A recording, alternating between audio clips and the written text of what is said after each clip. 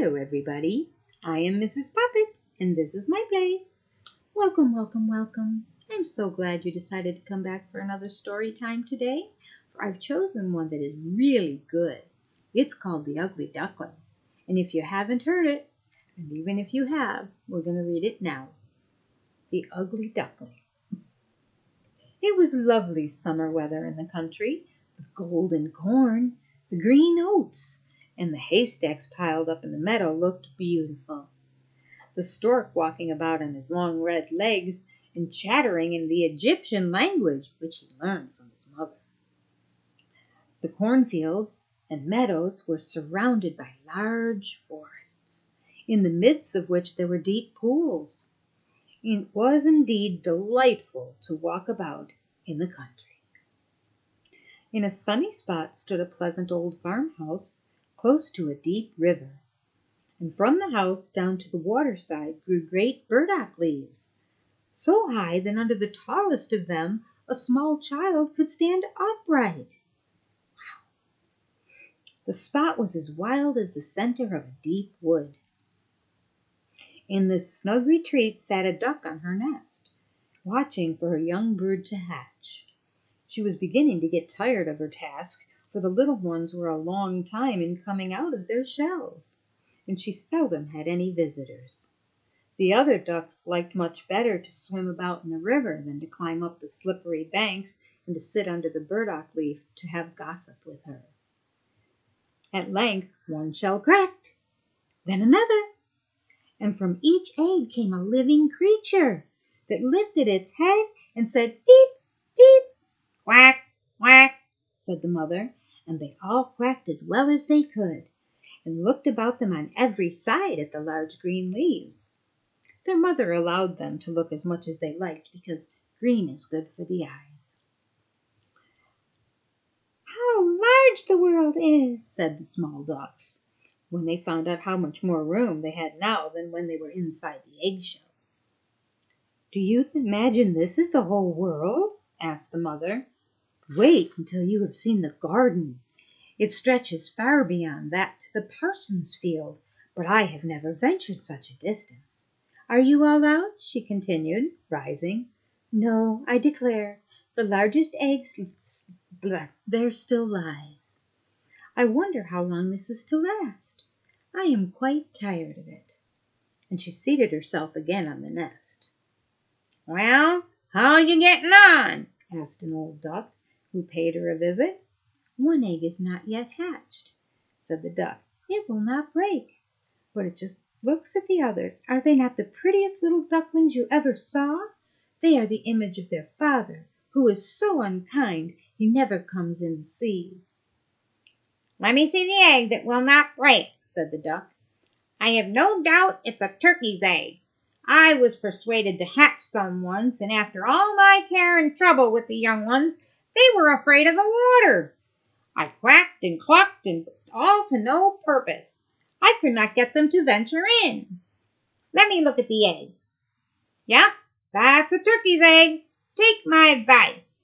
Leave it where it is and teach the other children to swim." "I think I will sit on it a little while longer," said the duck. "As I have sat so long already, a few days will be nothing." "Suit yourself," said the old duck, and she went away. At last the large egg broke, and the young one crept forth, crying, "Beep, beep." It was very large and ugly. The duck stared at it and exclaimed, "This is very large and not at all like the others. I wonder if it really is a turkey. We shall soon find out, however, when we go to the water. It must go in if I have to push it in myself." On the next day the weather was delightful, and the sun shone brightly on the green burdock leaves, so the mother duck took her young brood down to the water and jumped in with a splash. "Quack, quack," she cried, and one after another the little ducklings jumped in. The water closed over their heads, but they came up again, and in an instant they swam about quite prettily with their legs underneath them as easily as possible. And the ugly duckling was also in the water, swimming with them. "Oh," said the mother, "that's not a turkey. How well he uses his legs, and how upright he holds himself. He is my own child, and he is not so very ugly if you look at him properly. Quack, quack. Come with me now. I will take you into grand society and introduce you to the farmyard. But you must keep close to me, or you may be trodden upon. And above all, beware of the cat. When they reached the farmyard, there was a great disturbance. Two families were fighting for an eel's head, which, after all, was carried off by the cat. See, children, that is the way of the world, said the mother duck, wetting her beak, for she would have liked the eel's head for herself. Come now, use your legs, and let me see how well you can behave. You must bow your heads prettily to that old duck yonder. She is the highest born, and has Spanish blood, therefore she is well off. Don't you see she has a red flag tied to her leg, which is something very grand, and it's a great honor for a duck. It shows that everyone is anxious not to lose her, as she can be recognized by both man and beast. Come now, don't turn your toes. A well-bred duckling spreads his feet wide apart, just like his mother and father. In this way, now bend your neck and say, quack. The ducklings did as they were bid, but the other ducks stared and said, Look, here comes another brood, as if there were not enough of us already. And what a queer-looking object one of them is. We don't want him here. And then one flew out and bit him in the neck. Let him alone, said the mother. He's not doing any harm. Yes, but he is so ugly and so big, said the spiteful duck, and therefore he must be turned out. The others are very pretty children, said the old duck with the rag on her leg, all but that one. I wish his mother could improve him a little. That is impossible, your grace, replied the mother. He's not pretty, but he has a very good disposition and swims as well or better than all the others. I think he will grow up pretty, and perhaps smaller. He remained too long in the egg, and therefore his figure is not properly formed. And then she stroked his neck and smoothed the feathers, saying, It is a drake, and therefore not of much consequence. I think he will grow up strong and able to take care of himself. The other ducklings are graceful enough, said the old duck. Now make yourself at home, and if you can find an eel's head, you can bring it to me. And so they made themselves comfortable, but the poor duckling who crept out of his shell last of all and looked so ugly was bitten and pushed and made fun of not only by the ducks, but by all the poultry. He's too big, they all said, and the turkey cock, who'd been born into the world with spurs and fancied himself really an emperor, puffed himself out like a vessel in full sail and flew at the duckling, and became quite red in the head with passion, so the little thing did not know where to go, and was quite miserable because he was so ugly and laughed at by the whole farmyard. So it went on from day to day, till it got worse and worse. The poor duckling was driven about by everybody, even his brothers and sisters. They were unkind to him, and would say, Ah, you ugly creature, I wish the cat would come and get you. And his mother said she wished he had never been born. The ducks pecked at him, the chickens beat him, the girl who fed the poultry kicked him with her feet, so at last he ran away. Frightening the little birds on the hedge as he flew over the palings, he said, They are afraid of me because I am ugly. So he closed his eyes and flew a little farther until he came out to a large moor inhabited by wild ducks. Here he remained the whole night, feeling very tired and very sorrowful. In the morning, when the wild ducks rose in the air, they stared at their new comrade. What sort of duck are you? They all said, coming around him. He bowed to them and was as polite as he could be, but he did not reply to their question. You are exceedingly ugly, said the wild ducks, but that will not matter if you do not want to marry one of our family. Poor thing! He had no thoughts of marriage. All he wanted was permission to lie in the rushes and drink some water on the moor. After he'd been on the moor for 2 days, there came 2 wild geese, or rather goslings, for they had not been out of the egg too long, and they were very saucy. "Listen, friend," said one of them to the duckling, "you are so ugly that we like you very well. Will you go with us and become a bird of passage? Not far from here is another moor in which there are some pretty wild geese, all unmarried. It's a chance for you to get a wife, and you may be lucky as ugly as you are." Pop! Pop! sounded in the air, and the 2 wild geese fell dead among the rushes, and the water was tinged with blood. Pop! Pop! echoed farther and wide in the distance, and a whole flock of geese rose up from the rushes. The sound continued from every direction, for the sportsmen surrounded the moor, and some were even seated on branches of trees overlooking the rushes. The blue smoke from the guns rose like clouds over the dark trees, and it floated away across the water. A number of sporting dogs bounded in among the rushes, which bent beneath them wherever they went. How they terrified the poor duckling! He turned his head to hide under his wing at the same moment that a large, terrible dog passed quite near him. His jaws were open, his tongue hung from his mouth, and his eyes glared fearfully. He thrust his nose close to the duckling, showing his sharp teeth. Then, splash, splash, he went into the water without touching him. "Oh," said the duckling, "how thankful I am for being so ugly. Even a dog would not bite me." And he lay quite still while the shots rattled through the rushes, and gun after gun was fired over him. It was late in the day before all became quiet, but even then the poor thing did not dare to move. He waited quietly for several hours, and then, after looking carefully around him, hastened away from the moor as fast as he could. He ran over field and meadow, and a storm rose, and he could hardly struggle against it.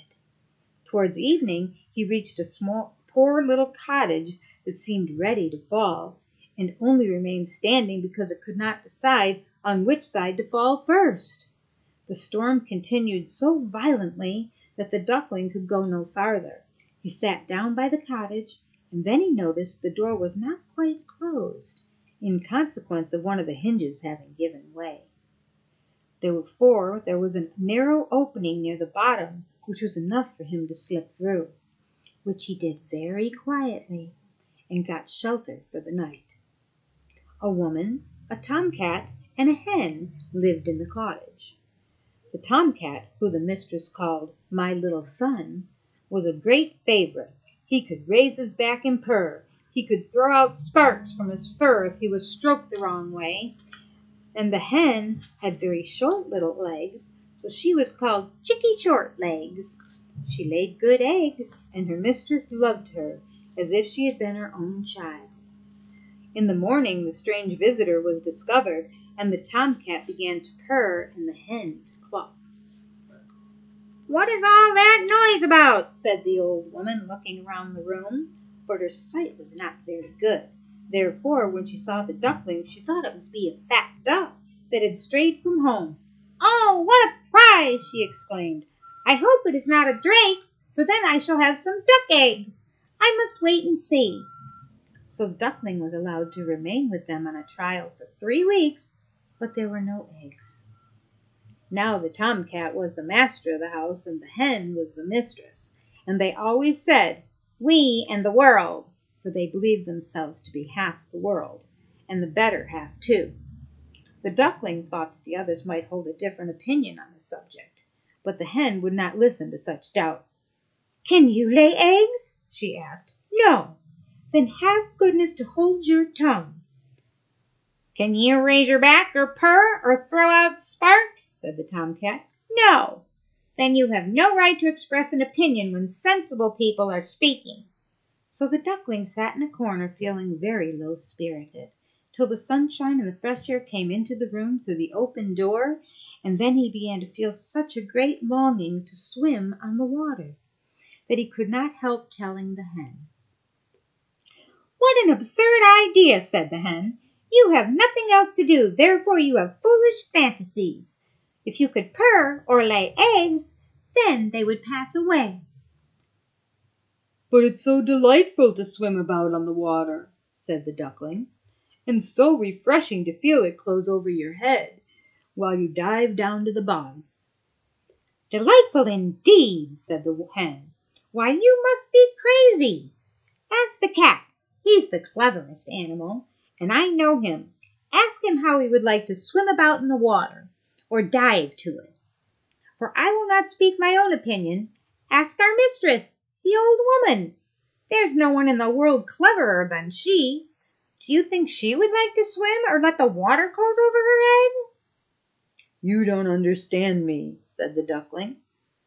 "We don't understand you. Who can understand you? I wonder, do you consider yourself cleverer than the cat or the old woman? I will say nothing of myself. Don't imagine such nonsense, child, and thank your good fortune you have been received here. Are you not in a warm room and in society from which you may learn something?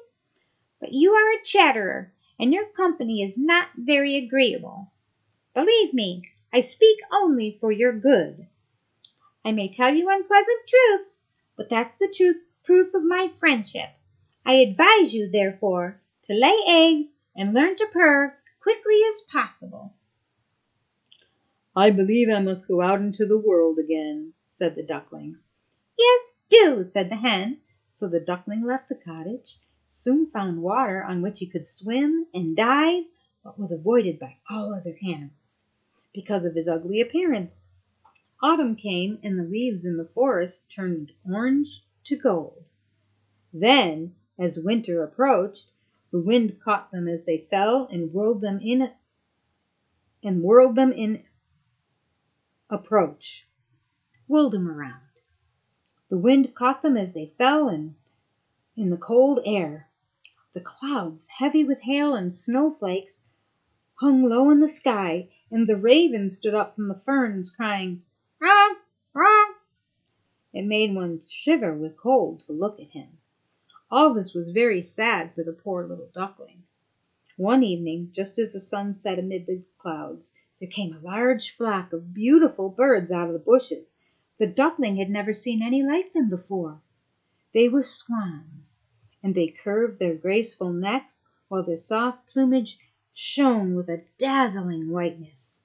They uttered a singular cry, and spread their glorious wings, and flew away from the cold regions to warmer countries across the sea. As they mounted higher and higher in the air, the ugly duckling felt quite a strange sensation as he watched them. He whirled himself in the water like a wheel, stretched out his neck towards them, and uttered a cry so strange that it frightened himself. Could he ever forget those beautiful, happy birds? And when at last they were out of his sight, he dived under the water and rose again almost beside himself with excitement. He knew not the names of the birds, nor where they had flown, but he had felt towards them as he had never felt for any other bird in the world. He was not envious of those beautiful creatures, but wished to be as lovely as they. Poor ugly creature! How gladly he would have given to live even with the ducks had they only given him encouragement. The winter grew colder and colder. He was obliged to swim about on the water to keep it from freezing, but every night the space on which he swam became smaller and smaller, and at length it froze so hard that the ice on the water crackled as he moved, and the duckling had to paddle with his legs as well as he could to keep the space from closing up. He became exhausted at last, and lay still and helpless, frozen fast in the ice. Early in the morning, a peasant who was passing by saw what had happened. He broke the ice in pieces with his wooden shoe and carried the duckling home to his wife. The warmth revived the little creature, but when the children wanted to play with him, the duckling thought they would do him some harm, so he started up a terror, fluttered into the milk pan, and splashed milk all about the room. Then the woman clapped her hands, which frightened him still more. He flew first into the butter cask, then into the meal tub, and out again. What a condition he was in! The woman screamed, "Ah!" and struck him with her tongs. The children laughed and screamed and tumbled over each other in their efforts to catch him, but luckily he escaped.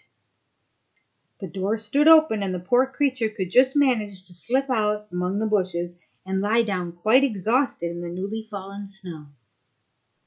It would be very sad were I to relate all the miseries and privations the poor little duckling endured during the hard winter, but when it had passed, he found himself lying one morning in a moor along the rushes. He felt the warm sun shining and heard the larks singing, and saw that all around it was beautiful spring. Then the young bird felt his wings were strong as he flapped them against his side and rose up into the air. They bore him onward until he found himself in a large garden.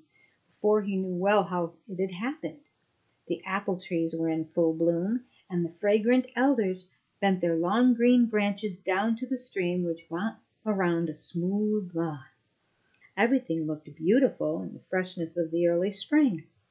From a thicket close by came 3 beautiful swans, rustling their feathers, swimming lightly over the smooth water.